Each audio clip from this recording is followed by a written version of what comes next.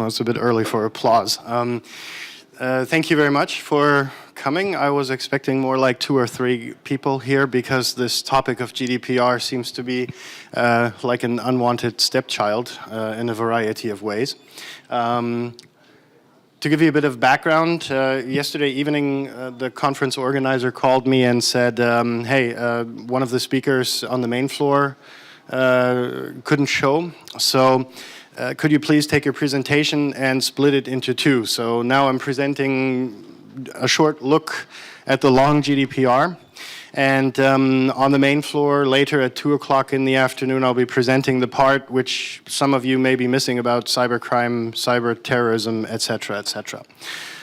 So those of you who still want to go to another room to listen to it later, go ahead. Further, I altered the course of the presentation to basically go ahead and be more of a workshop character. The reason being, I was blasted today by a video, by the video upstairs. I don't know who saw it, which was mainly about sharing ideas. And I think since we are such an elite crowd of professionals, it might be a good idea that we use this half an hour to exchange ideas on how we can technically make work that which the GDPR or the regulations the GDPR has put upon us. A little bit of a background about myself. I started out as a kid at about 13 with my first computer. And went into what is today referred to as IT security. Then I moved on and started an interesting excursion into the German financial sector, and started out as a trainee in insurance, specialized in corporate and industrial risks. My ponytail wasn't compliant, so eventually corporate politics got a hold of me, and I left the company that I worked for back then. Nonetheless, this has had an impact on my further career because I started out very early in the sector of cyber insurance, which I will get to later in the other talk upstairs at 2 o'clock, which is also an interesting topic for corporations. That being said, GDPR, how pissed are you? It's more of a provocative thing to get, or a provocative statement to get things started. But when I started reading into the document and looked how it developed, I was actually quite hot, not to mention the word up there. Reason being that a large variety of the document has been edited, if I'm correctly informed. Meanwhile, the edits that were submitted are over 3,000, with a lot of politicians contributing to the document. Yeah, it's just like blind men talking about color if you read the document and the sanctions it imposes upon businesses. An interesting thing, and to get the workshop character started, the interactivity part. One of the core problems we're experiencing is that, as Holger earlier said, nobody really knows what's going on with the GDPR and how it can be implemented, and there's this big balloon of questions above everybody's head, and nobody really knows how to answer them. Now, we've got somewhere upwards of 26 million businesses registered in the European, or in all European member states, and for a large variety of these, this topic is going to be very hot very soon. So sitting it out is not going to be an option, considering that the penalties are a maximum of 20 million euros.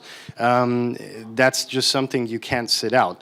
So the first thing I noticed when I got into reading about the GDPR was essentially, why is there no reporting scheme? If I've experienced a data breach, why can I, as a company, not go ahead and have one single European multilingual portal where I can submit my data breach with the amount of data that was stolen, with the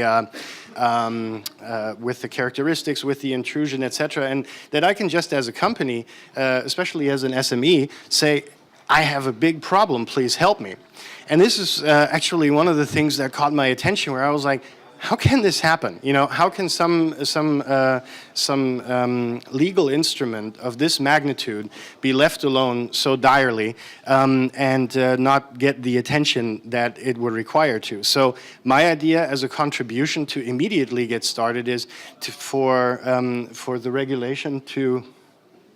For the regulators to essentially say, okay, look, we're putting this law upon you, but we're also going to help you in case you are affected by the outcomes that are taking place.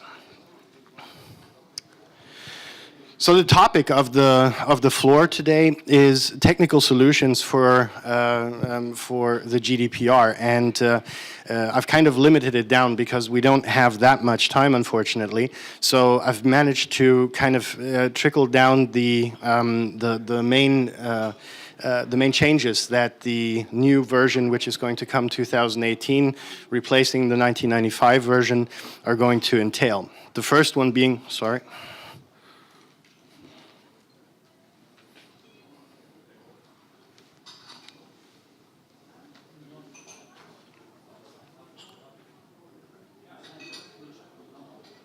On switch. Thank you. Now I've gone way too far. Sorry about that. So the territorial scope, for instance, how do I know whether the data sets that I, as a European company, hold have been affected? How do I characterize which EU member states the data sets are from? How do I do the entire notification chain, et cetera, et cetera? And this would be where, and I've talked to a variety of SMEs about this, where they just say, hey, we're helpless, we're clueless, we don't know what to do, we don't know how to report, we don't know where to go, where to turn to, and how to make this happen. So perhaps we have some ideas from the audience in terms of how we could work on this territorial scope.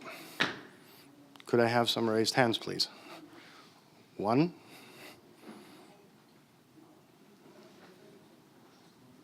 Okay, that's an interesting signal. Let me ask the question, how many of you have actually sat down and read this entire document? Okay. What solution aspects have you drawn from it?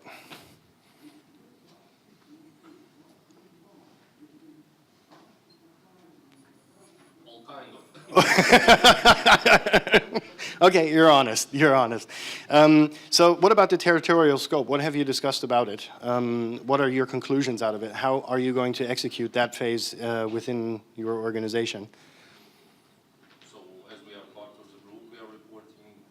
We are now deciding which country we will be reporting. And now the next step would be implementing a single solution for all the group companies. So like e-discovery software, database activity monitoring, so on. Okay, so that's an interesting approach, a very technical one. But what about the users? I mean, what if I, as a user who you have my data, what are you going to do in terms of reporting? And how are you going to figure out that I'm from an EU member state?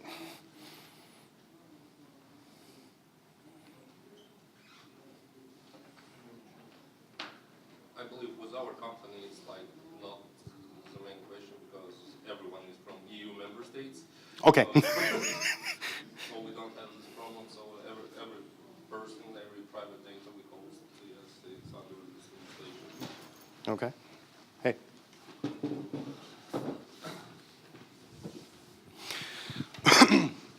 Okay, an interesting insight. So any more ideas on the territorial scope? I mean, has anybody or has everybody understood the consequences of what this territorial scope basically has for their company? Okay.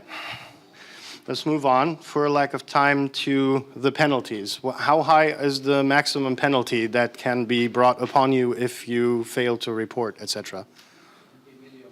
There we go. Thank you. or 4% of the annual revenue. An interesting factor. Has anybody come across an insurance product that has derived from this penalty? Okay.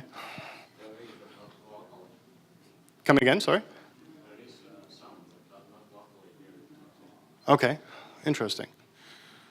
So is it like lack of trust, or how does that work? Or does it go over the directors and officers insurance product? There is a law about insurance which the penalties are not covered. Ah, okay, so it's excluded. So the penalty itself is excluded. The penalties for your partners, which may be related with, so it's covered. Okay, anybody who hasn't figured out the topic, go to that guy. He's got insurance for it. The consent part.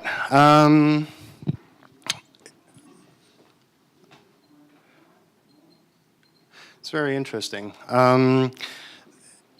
The consent part basically represents that part in which the consent of the user whose data you store is going to be going to be made, and how it's going to be met.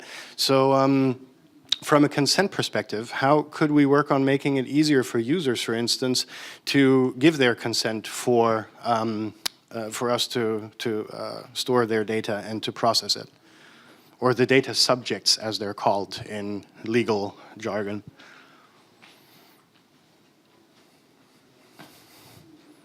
Come on, guys, and a little bit of more help here. I think the better question, or the first one to ask, is: do we actually need consent, or can we do anything on legal basis first?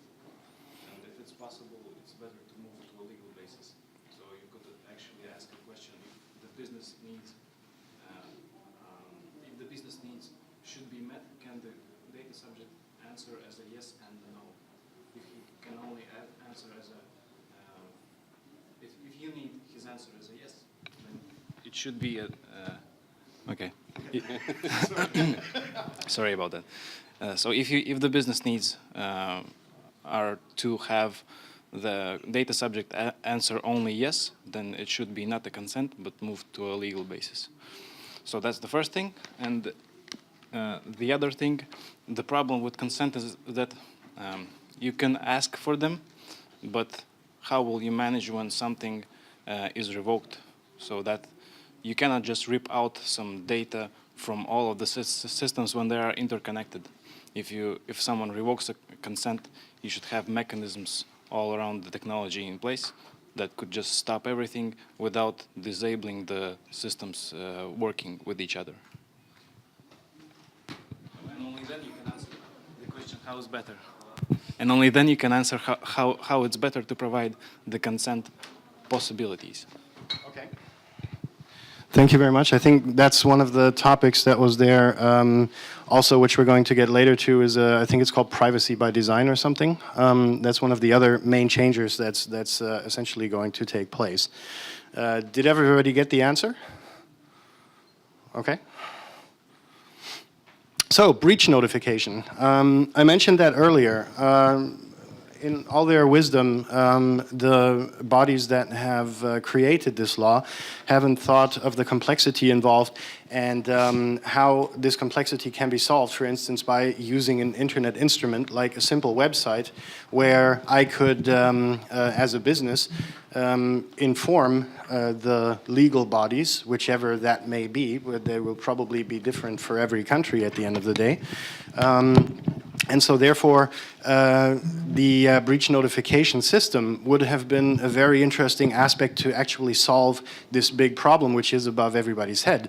So an interesting or a very feasible approach would have been to say, hey, let's go ahead, let's create this system, and let's notify every one of these 27 million registered businesses in the European Union in kind of like a 5-step plan with the website address, how this whole thing works.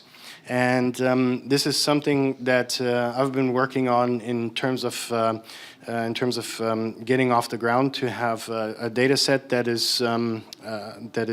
every organization can work with, and that also prioritizes. Because obviously, if you have a data breach of in an SME with some 100 clients, it's going to be something entirely different than if the European outfit of eBay gets breached and they have to inform millions and millions of clients in terms of the breach notification. So as a small contribution for thought, and also for the local data protection agencies. I think that's going to be an interesting add-on.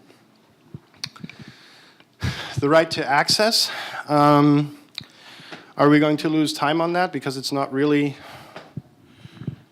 Do we have to go into it very deeply? Because we're kind of running out of time, Dennis, I think, right? We have about 10 minutes. 8 Okay. minutes. We've got a few more slides to go. Shall we cover the right to access? Yes? No. Okay. No? Yes. Dennis, you don't count, man. Sorry. Okay, the right to access. Do we have someone who has extensively worked on this topic that could share their ideas and how they executed it within our small closed group here? Please.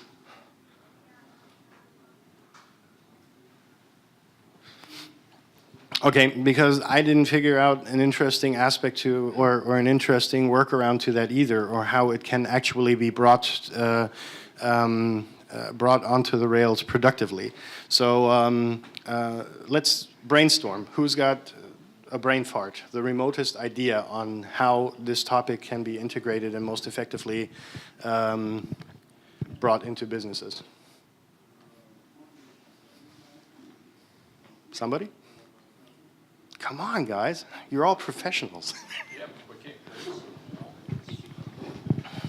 I said that we came to listen, to hear your ideas. Okay, yeah, but thank you, but I don't have the solution to everything. It's just the nature of the nature of this of this law, of this how complex it is at the end of the day. So the right to access, the word itself means something entirely simple. The next thing, the right to be forgotten, is essentially simple as well. So the technical solution to the right to be forgotten was just mentioned. How are we going to scrape out my data set, for instance, let's just say Facebook. If I decide to delete my Facebook profile, and Facebook should by any means adhere to my wish to be forgotten, how are we going to make that happen?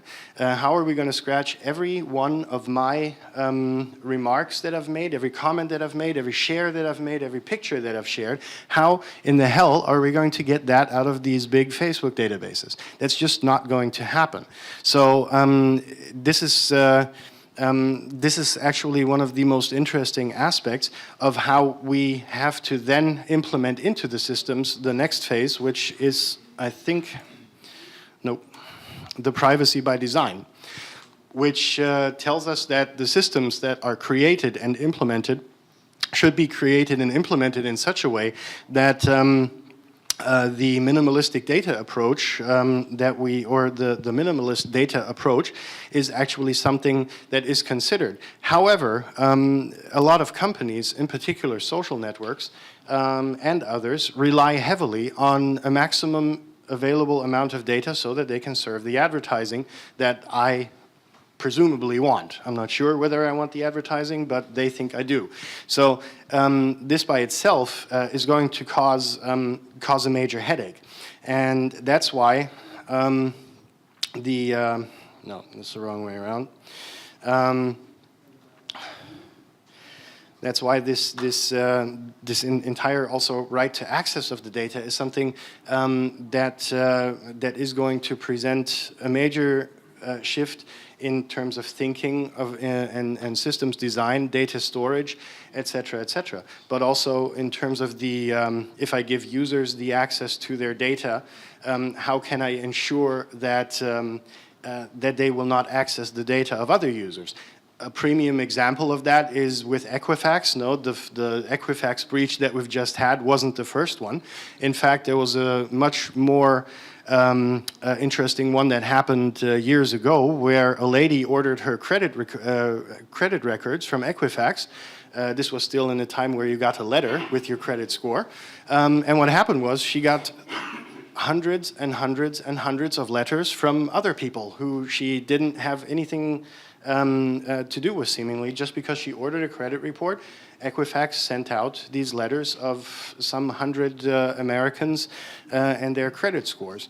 So this is also going to be another very interesting aspect that has to be considered in systems design and systems implementation. And what you have to look out for, I don't know who's a business owner and who works for a corporation and who's actually in security, but how are we going to ensure that the systems we implement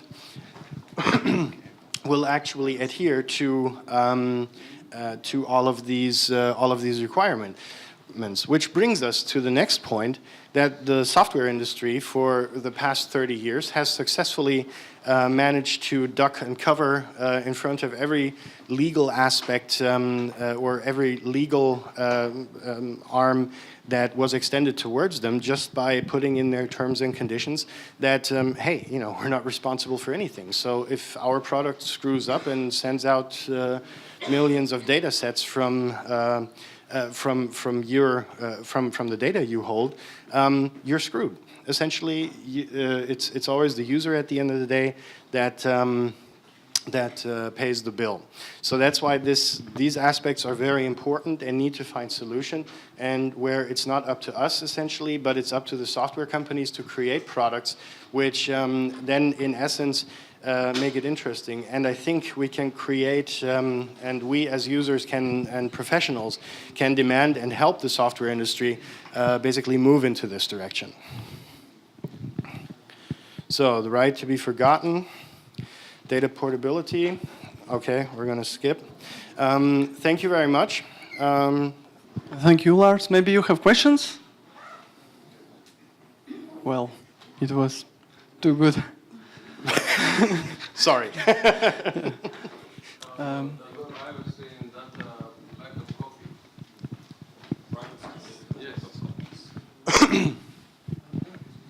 How about data protection in data backup copies?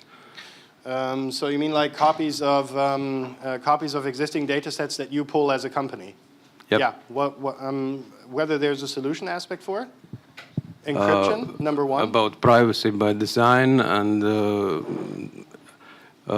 data subject rights to be forgotten. Interesting aspect. However, how long do you keep? How long do you keep records of your customers? How long is your backup chain? Do you back up for?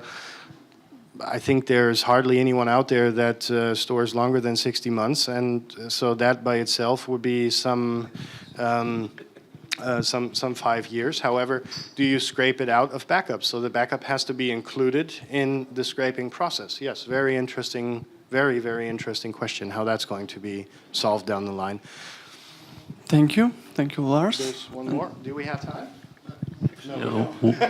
One more question about backups. What if some kind of breakdown happens and we restore from backup, and the guy who requested his data to be deleted in 1 week can find that, oops, it's appeared again? Well, let's look at it very constructively and say that plus 24 months we're going to have the backup companies updated their software to, if I were to request that my data be deleted from your systems, that it then goes ahead and says, okay, the real profile or my real data profile is deleted from your servers, and then it also looks into the backups and says, okay, we'll delete the files from there also. Interesting. I saw your eyes moving, but I think that's the only solution where this is going to where this can go to. All right. So thank you for your presentation. We have some presents for you, some souvenirs and certificate. Okay. Thank you very much. Thank you.